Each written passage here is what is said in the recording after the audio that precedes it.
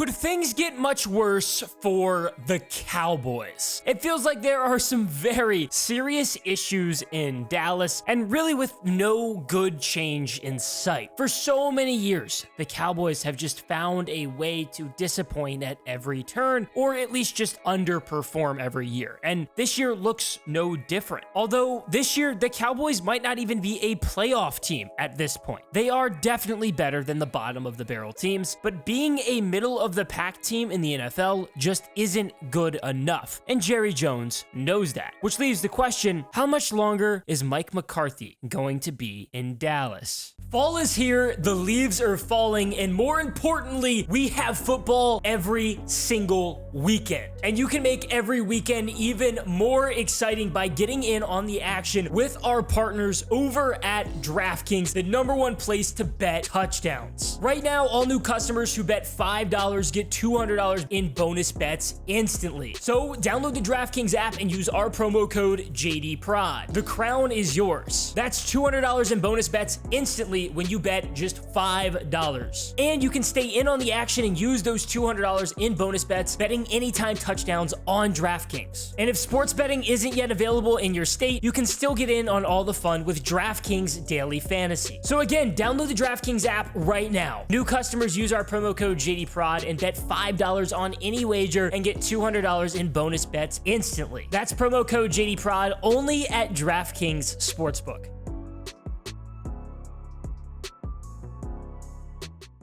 The Cowboys season has been very disappointing when you break it down. To have some pretty high expectations and ride into the bye week in week 7 at 500 is just not acceptable. And the way the Cowboys have done it has been even worse. Dallas is 3-3, and the games they've won haven't been great. They started off week 1 with a 33-17 win over the Browns. The Cowboys offense did what it had to do, and truthfully, Deshaun Watson just sucks. And that was really obvious. He threw 2 picks. Dallas jumped out to a 27-3 lead, and it just wasn't a very close game. The score honestly makes it seem like a lot closer than it actually was, and that is what you expect from a team like the Cowboys. If you're a good team, you are supposed to beat up on bad teams. But then the Cowboys came out in week 2, and they got blasted. They lost 44-10 to the Saints at home. They had a 16-game win streak at home, and the Saints ended that in a really, really ugly way. Alvin Kamara had 4 touchdowns. Dak threw 2 picks. It was a horrible showing, and that's kind of been the issue this year, is we haven't quite known which version of the Cowboys was going to show up for that given game. And in week 3, it looked like the Cowboys didn't even decide on which version they wanted to show up for just that game. Against the Ravens, they started off slow. They were getting killed. They were down 28-6 heading into the 4th quarter. Then the Cowboys somehow started rolling. Dak threw for a touchdown. He threw 2 touchdowns to Jalen Hobart and Kevontae Turpin. The Cowboys made a shot at a comeback. It just was not enough. Derrick Henry ran all over him. He had 151 yards, 2 touchdowns. It was another poor defensive showing, which seems to be a pretty big theme.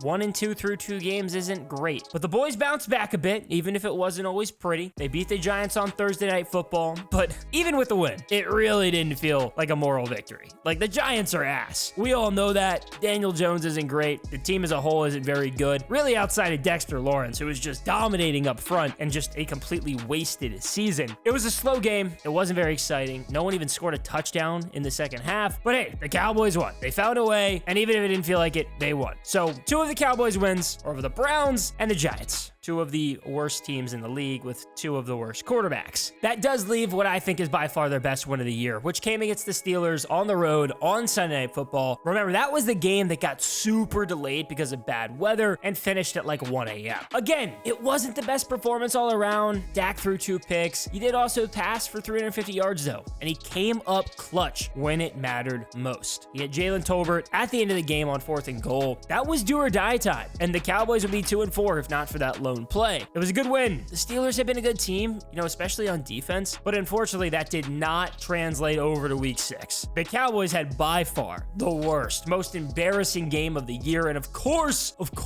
it had to come on Jerry Jones' birthday. Doesn't get much more than that, and he got to celebrate his birthday at AT&T Stadium by watching his Cowboys get absolutely killed by the Lions 47-9. It literally could not have been too much worse for Dallas. Dak played terrible. Threw 2 picks. Cooper Rush came in, tossed another pick for good measure. Dallas was down 27-6 at half and just never improved. The Cowboys looked like a bad, uninspired football team and just got crushed. And all of a sudden, they're 3-3. Heading into a bye. The Cowboys haven't played like the Cowboys teams of old at all, really, this season, and it raises a lot of questions of whether or not they're even going to make the postseason. And it's not going to be very simple in the NFC East either. For the past few years, it's really been the question of whether the Cowboys or Eagles would represent the division in January. But this year, who knows? The Cowboys are 500. They sit third in the NFC East. The only other team under them in the standings ahead of Week 7 is the Giants, who just consistently set back offensive standards every single time they hit the field. And still, the Giants are a 2-4 football team. Ahead of the Cowboys, and a lot of thanks to an early bye, I will say, is the Eagles, who also just haven't lived up to the same standard of years past. Jalen Hurts has really struggled. The Eagles might not even make the playoffs either. Somehow, shockingly against all odds, and obviously I'm excited about it, the Commanders might be the team to look out for in the NFC East and maybe the biggest division threat to win it. Jaden Daniels has completely turned around the team offensively. It helps to have a new coach like Dan Quinn, who was the Cowboys defensive coordinator last year, and since he left, the Cowboys have gotten crushed in the run game. It also helps that the Commanders do have that 4th place schedule. So they were so bad last year, now they don't have to play some of these really good teams throughout the season like the Cowboys, who did obviously win the division last year. That being said, the Cowboys do still have a lot of good, talented players, and it's a real wonder why they haven't quite lived up to the expectations. Last season, I was really on that train of Dak winning MVP until he kind of fell apart a little bit late. And truthfully, I took him in a lot of fantasy leagues this year. I bet on him to replicate a lot of that success, and it just hasn't happened. He's still throwing the ball a lot. He has passed for 1,600 yards, 8 touchdowns, and then he's thrown 6 interceptions. It's just not what you really had expected from him. CeeDee Lamb's still playing great. You know, he has 500 yards. He's caught 32 passes, but he hasn't found the end zone as much as you would think. He only has 2 touchdowns. CeeDee is just so good, and that really is why I bet on him and Dak to replicate a lot of that offensive success, but that just hasn't happened, and I wonder if that's because of how weak the offense is outside of them. There's a lot of guys I consider good players that just aren't game changers or even great. Jalen Tolbert has been the number 2, and then Jake Ferguson's the only other guy with him with over 200 receiving yards. Rico Dowdle has been the guy in the backfield, not Ezekiel Elliott, as some people thought it might be. Dowdle really hasn't done a ton on the ground. You know, he's only carried it 59 times. He's averaging 4.2 per carry, but he doesn't even have a touchdown. He has scored 2 touchdowns through the air. Overall, he hasn't been bad. I just feel like the Cowboys have underperformed really all around.